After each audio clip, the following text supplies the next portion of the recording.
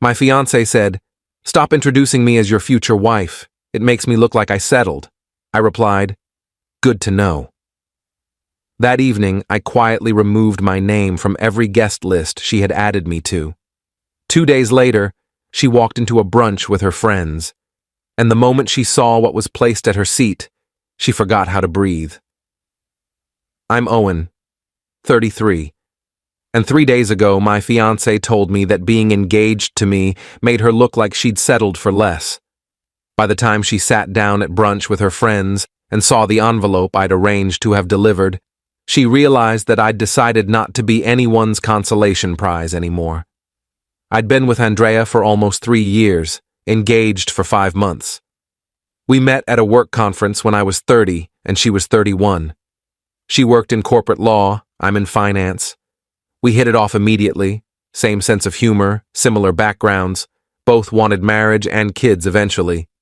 The relationship progressed naturally. We moved in together after a year, got engaged last spring, set a wedding date for next October. But about 2 months ago, something shifted. Andrea started making comments about my career, my social circle, my potential. Nothing overtly cruel, just these little digs that added up. "You're comfortable where you are, aren't you? Don't you want to aim higher? My friends' partners are all directors or VPs by now. I make good money. Not executive level, but solid 6 figures. I'm happy with my work-life balance." I thought Andrea was too. Apparently not. 3 weeks ago, we went to her friend Vanessa's engagement party. Big event, lots of Andrea's social circle there. When we walked in, I introduced us to some people Andrea wanted to network with. "Hi, I'm Owen, and this is my fiancée, Andrea." Later that night in the car, she brought it up. "Can you not do that?" "Do what?" "Introduce me as your fiancé. It's just weird." "Weird how? We are engaged." "I know, but you don't need to announce it like that. It makes me feel like you're, I don't know, claiming ownership or something." I let it go. Figured she was tired, the party had been long, whatever. But then 2 nights ago, we were at a dinner with some of her colleagues. Old law school friends, people she'd known for years. When someone asked how we knew each other, I said, "Andrea's my future wife. We're getting married next October." The table went quiet for a second. Then conversation resumed. But Andrea's face had gone tight. On the drive home, she exploded. "I asked you not to introduce me like that." "Like what? As my future wife? That's literally what you are." "It makes me look like I settled. Like I couldn't do better, so I just picked you." I felt like I'd been punched.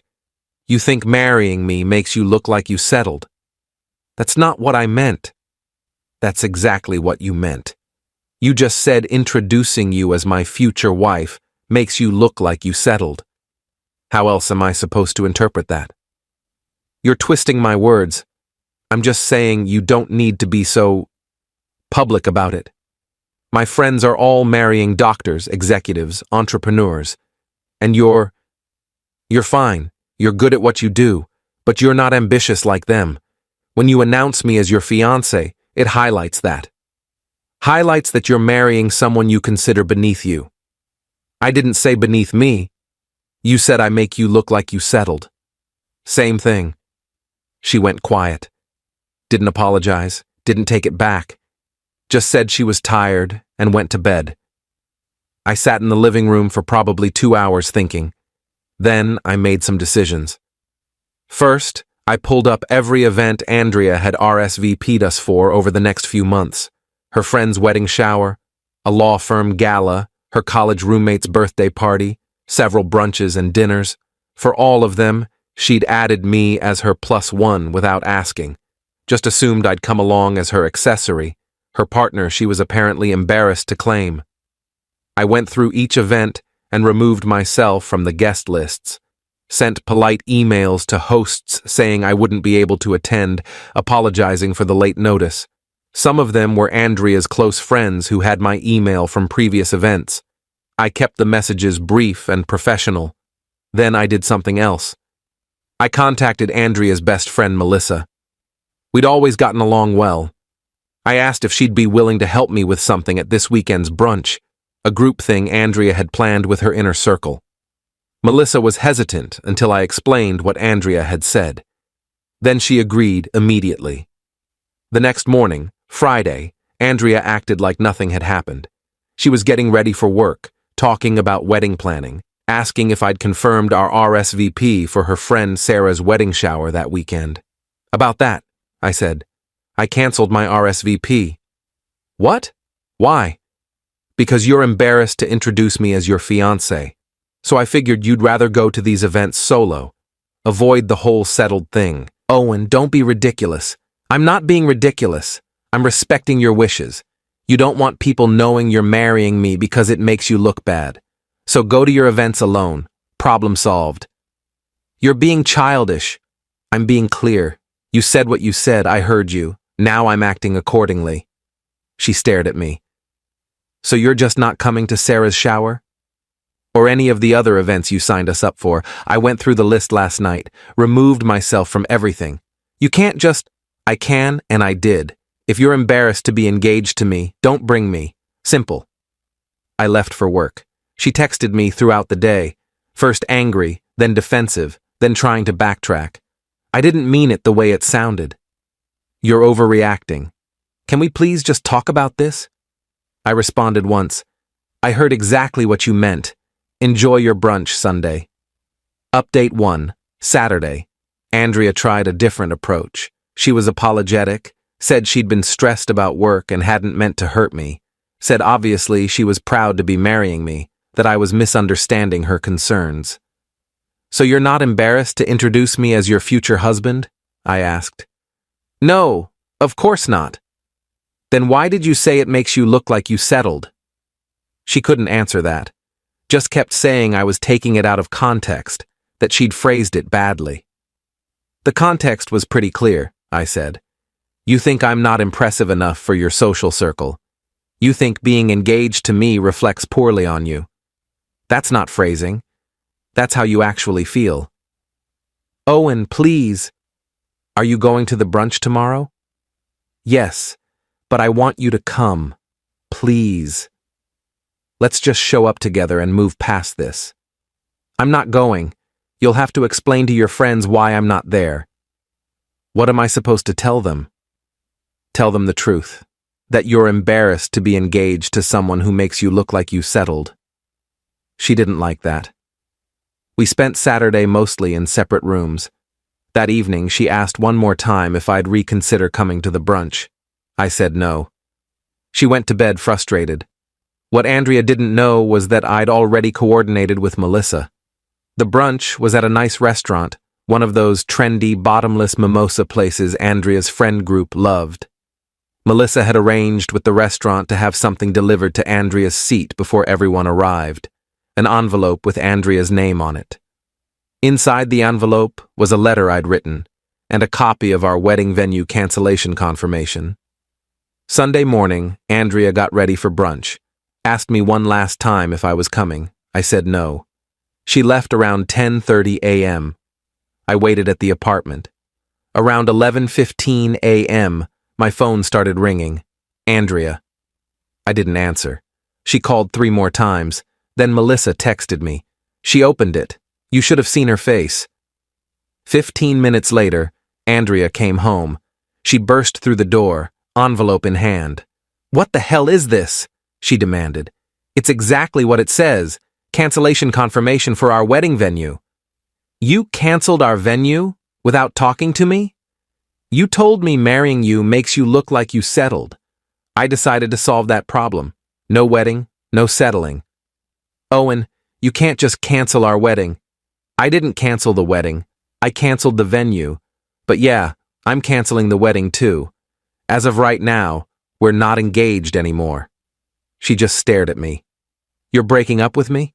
Because of one comment? It wasn't one comment. It was a pattern. Months of you making me feel like I'm not enough. Like you're embarrassed of me. Like you're only with me because you couldn't find someone better. I'm done being someone's backup plan. You're not my backup plan. Then why did you say introducing you as my future wife makes you look like you settled? Why have you been comparing me to your friends' partners? Why do you care so much about how I make you look to other people?" She couldn't answer. Just stood there holding the letter and the cancellation notice. "The letter explains everything," I said. "How you've made me feel for months. How I'm tired of being treated like a disappointing choice. How I deserve someone who's proud to be with me, not embarrassed." "Owen, please. I'm sorry. I didn't realize—" "You didn't realize because you weren't thinking about me at all. You were thinking about your image, about what your friends would think, about whether I was impressive enough for your social circle. That's not love. That's social climbing. That's not fair. What's not fair is spending 3 years with someone, agreeing to marry them, then telling them they make you look bad. That's what's not fair." Update 2. Andrea didn't leave. She spent the rest of Sunday trying to convince me I was overreacting, that I was throwing away 3 years over a misunderstanding, that if I'd just give her a chance to prove she didn't really feel that way, we could work through this.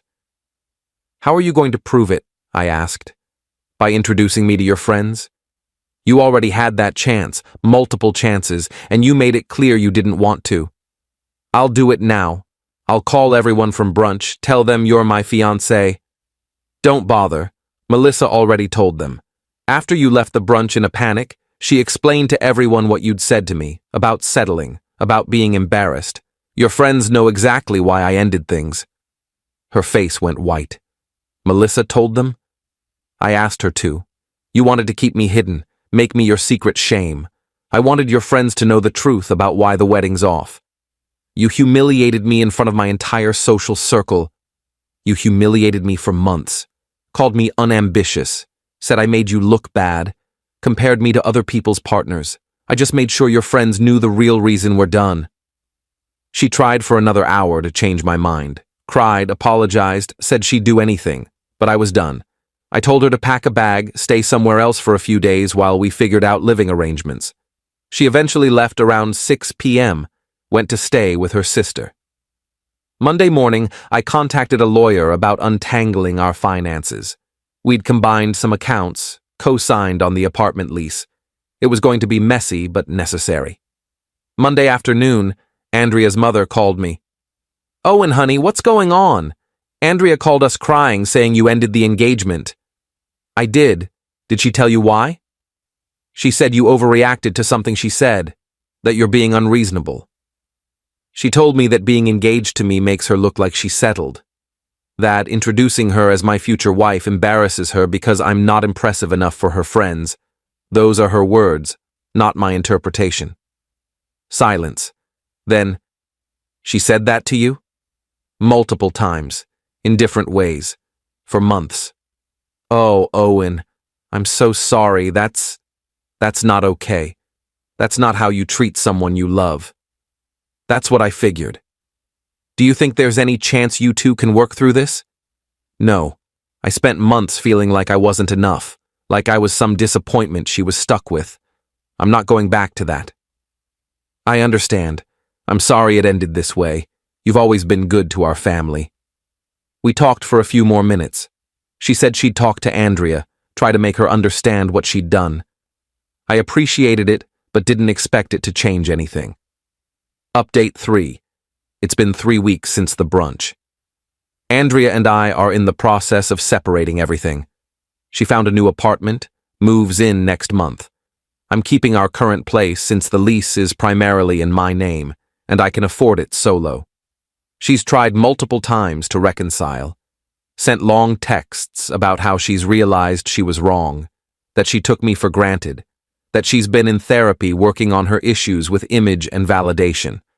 I've responded politely but firmly. "It's over. There's no going back. Please respect my decision." Her friends have been divided. Some think I overreacted, that I should have given her another chance. Others, including Melissa, have sided with me. Melissa told me that after I left the brunch and she explained everything, several of Andrea's friends admitted they'd noticed her being dismissive of me, that she'd made comments before about me not being at her level. Apparently, it wasn't just in my head. The wedding venue refunded about 60% of our deposit. We lost some money, but honestly, worth it to avoid marrying someone who saw me as a disappointing choice. Andrea sent me a letter last week. Long handwritten thing about how she knows she messed up, how she's sorry she made me feel inadequate, how she wishes she could take it back. The letter ended with, "I wasn't embarrassed of you. I was insecure about myself. I thought if you were more impressive, it would make me feel better about my own choices. I projected my issues onto you, and I'm sorry." I read it twice. Then I put it in a drawer. Maybe she's telling the truth. Maybe she really is working on herself. But that doesn't change what she said. Doesn't change months of feeling like I wasn't enough. Final update. It's been 4 months since I ended the engagement. Andrea moved out completely about 6 weeks ago. We've had minimal contact since, just logistics about splitting shared items and closing joint accounts. Everything's finalized now. We're completely separate. I heard through Melissa that Andrea's been struggling. Lost some friends who sided with me or just got tired of the drama. Her family's disappointed in how she handled things. She's still in therapy, apparently, working through whatever made her so concerned about appearances and status. I ran into her once, about 3 weeks ago, at a coffee shop near our old apartment. She was with someone. I don't know if it was a date or just a friend, but she saw me, and her face went pale. I gave her a polite nod and kept walking. Didn't stop to chat, didn't engage, just acknowledged her existence and moved on. She texted me later that day. "It was good to see you. You looked happy. I'm glad." I didn't respond. My life's gotten significantly better since the split. I've reconnected with friends I'd neglected during the relationship. Started rock climbing, something I'd always wanted to try. Been dating casually. Nothing serious yet, but I'm not in a rush. I'm learning what I actually want from a partner instead of trying to be what someone else wants. The biggest change is internal. I don't second-guess myself anymore. Don't wonder if I'm ambitious enough, successful enough, impressive enough. I'm comfortable with who I am and what I've accomplished. If that's not enough for someone, they're not right for me. My brother asked me last week if I ever think about reaching out to Andrea, seeing how she's doing, maybe getting closure. My answer was no. We had closure at that brunch. She sat down and opened an envelope that told her exactly why I was done. That's all the closure either of us needed. Melissa and I still talk occasionally. She told me Andrea asked about me recently, wanted to know if I was seeing anyone. Melissa shut that down immediately. "That's not your business anymore," she'd told Andrea. "You had someone good and you made him feel like he wasn't enough. Let him move on." I appreciated that. The thing I keep coming back to is this. Andrea didn't just make one comment about settling. She revealed a pattern of thinking that had been there all along. The comments about my career, my ambition, my potential, they were all part of the same issue. She'd built this image in her head of what her life should look like, and I didn't fit that image. Instead of recognizing that the image was the problem, she tried to change me or hide me. I'm glad I found out before the wedding, before we had kids, before I spent years trying to live up to standards I was never going to meet because they were arbitrary and constantly shifting. Some people think I was too harsh, that canceling the venue and having the letter delivered at brunch was unnecessary drama, but I disagree. Andrea needed to understand that actions have consequences, that you can't treat people like disappointing accessories and expect them to stick around. The letter at brunch made sure she and her friends understood exactly why I was walking away. Would I do it differently if I could go back? Maybe I would have had a longer conversation before canceling the venue. Maybe I would have given her one more chance to apologize meaningfully. But probably not. She'd had months to apologize for the comments, to recognize she was hurting me, to change her behavior. She didn't. She only cared when I took action. I'm Owen, 33, single, living in an apartment that's all mine. Learning that being alone is infinitely better than being with someone who makes you feel small. Andrea thought I wasn't impressive enough for her friends. Turns out, she wasn't impressive enough as a partner. That's all there is to it. Edit 1. People keep asking what the letter said exactly. I kept it simple. Explained how her comments had made me feel over the past months, listed specific things she'd said, including the settled comment, and stated clearly that I was ending the engagement because I deserve someone who's proud to be with me. Attached the venue cancellation as proof I was serious. Edit 2. Yes, I did lose money canceling the venue and other wedding arrangements. Worth every penny. Would have lost a lot more divorcing someone who fundamentally didn't respect me. Edit 3. Andrea's friends from the brunch have reached out a few times, some apologizing for not noticing how she treated me, others asking if I'm really done or if there's a chance we'll reconcile. I've been clear with everyone. It's over. No reconciliation. No second chances. She showed me who she was, and I finally believed her.